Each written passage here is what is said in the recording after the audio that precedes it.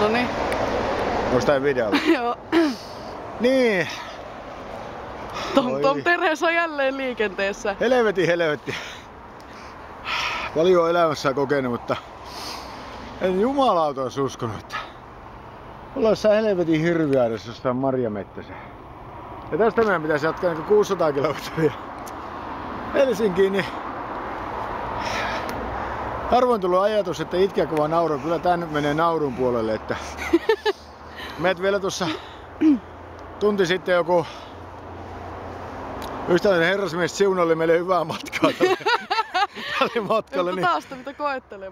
Tää nyt täällä herra koettelee, niin tää me sitten saatiin siitä synninpäästönä. Niin, mutta linnut laulaa mutta ei helkotti sentään. Niin.